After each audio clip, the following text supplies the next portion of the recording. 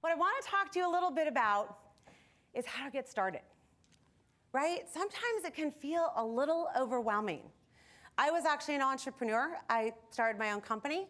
I actually also worked at a startup that I took IPO. I've had the privilege to be at Microsoft. I've worked at IBM. And I've had the opportunity, I would say in the first half of my career, to really just try and fit in. You know what I'm talking about? Like, I just gotta work really, really hard, and I gotta really try and fit in. And then what I realized, sort of on the second half of my career, and as my first daughter was born, that actually, I need to actually empower others. And I need to dig into my passion and really connect other people to what is really possible. And I need to flip the switch and not focus so much on how to fit in, but draw on your passion to stand out. And that is something I think it takes a while. And for all of the young women in the audience that have joined us from all of the universities and the schools, thank you so much. It is something that we say, but it's not always easy. So when I started out in my career, I was in engineering. And very similar to the senator, I started in engineering, and I was the only woman in my class in the University of Washington, and I actually moved out. I moved into business. Now, at the time, there really still wasn't many business majors. Most of the women that went to college at that time were focused in liberal arts. They'd focus on communications. And so even though I went to business, there was still this really sort of missing piece of camaraderie with some of my peers. I took my first job, started out at IBM, and we had a dress code for the women. We had to have nylons. We had to wear a skirt. We were actually very specific down to the T on what you actually had to wear, what you had to look like. And it felt very discriminating, even in that sense of like who you were versus who the rest of your peers were. And then as I progressed in my career, I realized that I wanted to be at the table and have the conversations. And I would be walking in a meeting, and all the men would go into the bathroom and finish the meeting. And I was stuck outside by myself. And this was sort of the environment of which I grew up in. And this is why we've come together to really change this. And we have to do it one step at a time. When you get so overwhelmed to try and make the hugest change, you start to think of a little bit of apathy.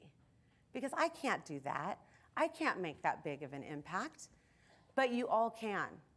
Every single one of you are here today because you're making an impact. You are making the change, and you are doing it one step at a time. And so I love this quote from Martin Luther King, which is, you don't have to see the whole staircase. Just take that first step. Just reach out to be that first mentor. Just connect to understand what that entrepreneur is having as an idea. Let's help each other really think about how we create diversity in this industry. And why is it so important? We know that when we do not have an innovative and disruptive business strategy without diversity, that we will actually not make those changes. And we heard that all this morning too. As we move into the area as AI, and we think about all of the technology innovation that is being delivered and the markets that are being disruptive, if we don't have a diverse perspective in that business strategy, we will actually fail to deliver on the innovation. And so this is at the core of what Microsoft believes in. And this is why I am so passionate about what Microsoft values in terms of diversity and what I actually value in terms of diversity. And so there's 3 areas that I focus on specifically, and we mentioned it just in the last panel. The first is, how do I actually inspire girls? Because if we're not going into the elementary schools and the middle schools, if we're not going into the universities, how are we ever going to get these women to the boardroom? We got to focus on our youth. And so building out programs like Girls Who Code, DigiGirls, Find Minecraft, teaching coding all the way down to the first grader. These are things that we can go inspire, and we can all give back into that environment. But once we get into the business environment, how do you create an environment of diversity and inclusion? I am so proud to say that there are 25 Microsoft executives here at this conference today from all over the country to make sure that they are giving their mentorship and their sponsorship back to you, because it's so critical for us in the workforce to be able to have that ability and that sponsorship. And then lastly, we've got to build the pipe. We've got to bring more great, innovative companies into the market. And that comes with fostering these relationships and building programs like Women in Cloud to really ensure that we are building up that opportunity for leadership and entrepreneurship. We talked about this earlier, and so I'm just going to land a couple key points. We are actually doing quite well in terms of getting now our women educated in the market. 58% of undergrads now are actually going in and growing out of the university. When I started talking on D&I panels about 7 or 8 years ago, we were actually under 50%. An amazing, amazing amount of traction. But as Gabriella talked about earlier, we're still only at 18% that are graduating in computer science. So when we talk about on the panel from the last discussion, how do I build a pipe? We're not even getting the women into STEM-based programs at graduation to be able to help us later on. Senator talked about the 40% of businesses actually are women-owned businesses making incredible traction. However, that as you think about going through that funnel, we actually have less than 2% that are women entrepreneurs. And only 1% are actually getting awarded contracts today. So we've got to be able to make a huge, huge change on that. We have got to fix the pipe. So how do we do that?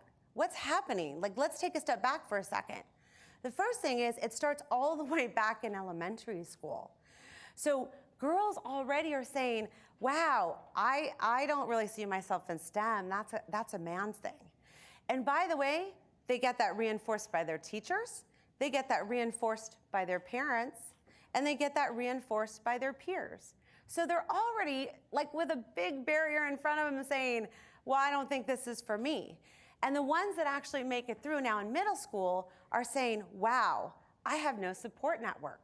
This isn't that cool to actually be here because none of my friends are doing these advanced classes or they're taking advanced math, or I want to actually, God forbid, sign up for a science class if I don't have to. And so, they're already, instead of empowering the opportunity to learn, they're being influenced by a culture and a network that we've got to change. Now, my daughter talked at the UN Empowering Women and Girls Summit in September. She's now in college and talked about, as a STEM student, the embarrassment to not know the answer. Kind of back to my thing at the beginning is I just wanted to fit in. I wanted to prove myself. I wanted to make sure. I didn't want to be able to ask all those questions. And so now we are, by accident, actually sort of holding our girls back because we're not empowering them to actually think and grow and be able to learn as they go into the workforce. Now, we talked a lot about the proving side, but the thing that I have a lot of women that come up to me when I talk is they're saying, but you haven't even addressed once we got there. And I thought, it was a good discussion this morning, which is there is a time frame of which women are saying, well, I am going to have kids, or I do want to start a family. How do I balance that? And then the drop rate goes out again. So we have an opportunity in this room to really go address those problems through the programs that we're putting in place, getting back into the education system, and then actually getting in using our corporate networks to be able to go really help make change in the environment in the tech industry. So what does that mean now in a talk track of the future? We have to really change the way we start talking about women empowerment. A few years ago, it was like, you got to take a risk. And, it's this very kind of, almost scary type of talk on what you have to do. I loved Gabrielle, you got to speak up and ask a question. But man, I don't know if I can do that if nobody in the room is there supporting me and my peers aren't supporting me. So how do we change the dialogue to give the right skills to our next generation and our next workforce to allow them to go in with a very confident way of thinking that they belong. So we've got to switch from that sort of fear-based and to empowerment, empowering to believe. This is my daughter, actually. My daughter in 4th grade talking actually about STEM to the Bellevue School District. And it's like, this was an inspirational teacher that said, you can do this. You can do this. And having role models that actually are role models, that are strong, that are intelligent, that are fierce and passionate about what they believe in, and so that our women can actually relate and see that. Change from risk-taking to being fearless. Thinking about being able to take that jump and to take that leap. And lastly, changing the game from having to try and be that working hard to actually working smart and practicing humility and practicing forgiveness and building empathy with our generation that is going to be able to really bring together that next generation of diversity. And instead of being just strong, actually build grit. What is it that you want to do with your business? What do you want to do with your idea? What do you want to do with your company to really make a difference? And so the thing that I became really passionate about and what Women in Cloud does is it actually has tapped into something far bigger than I ever thought. Every person that I talk about really helping out build the economic opportunity for women in technology has ultimately become a movement.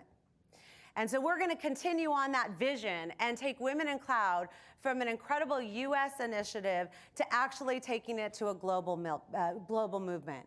We have $1 billion opportunity ahead of us, and we want to be able to go grow this and take advantage of that with women-based businesses.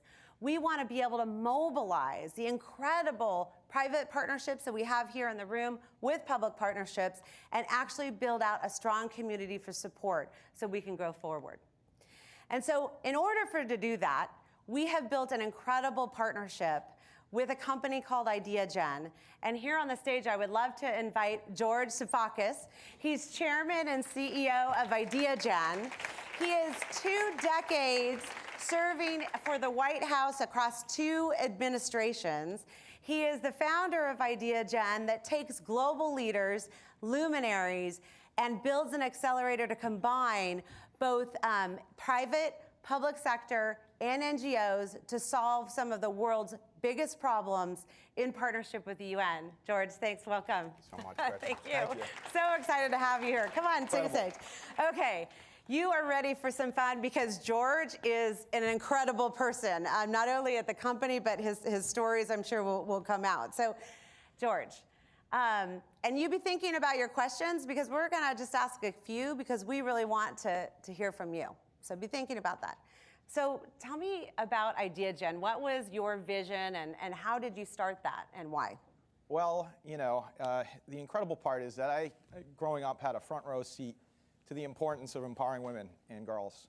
My mother, single parent, raised 3 of us, and I saw firsthand how difficult it was for her. It was incredible to watch her work, go to school at night, and then raise 3 kids. I mean, that's a front row seat to how important it is for women to be empowered, and that carried forward. So today we have 2 daughters, my wife and I. My wife is also an entrepreneur, and I see how hard that is as well. And then IdeaGen. Our chairman, our former chairman, former Congressman Louis Stokes, always talked about the importance of equity.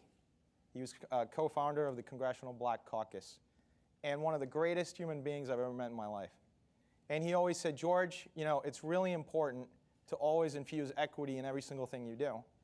And he was in the room along with Ruth Riley from the WNBA, who won the Olympic gold medal in Athens, and Patrick Gaston from Verizon, their president, the president of the Verizon Foundation at the time, who actually was the first person to bring corporate social responsibility to the United States from Europe. So CSR was born at Verizon by a guy by the name of Patrick Gaston, who said, it's important to align mission and business and profits, and that's okay to do more good.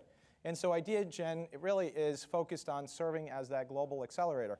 Some of you may have thought I was here to do your taxes, based on the way I'm dressed. And I was, introduced to someone who may do their taxes. I am here. That's the Washington, D.C. That's the Washington, right? D.C. thing. So we wear ties in Washington. I know you don't here, but I'm not here to do your taxes. I'm actually really inspired by all of you. And so when we first started talking about, how we partner with IdeaGen, and we brought up Women in Cloud and what we were doing here in the U.S., what did you think about Women in Cloud, and how do you think about that in terms of the relationship with IdeaGen? Yeah, that's a great question. So, we have the privilege to stand on the shoulders of giants like Lou Stokes, but also current giants in Washington, D.C., like Dawn Sweeney, who is one of the most powerful women in Washington, leading up the National Restaurant Association. And when I interviewed Dawn, I said, Dawn, what is going on with the disruption in the restaurant industry right now? Yeah. And she says, well, we're turning into a technology industry. Restaurants are turning into a technology-based industry. And so you see the massive disruption taking place in the incredible opportunity, not only in the United States, by the way, but globally, to empower women and girls throughout the planet.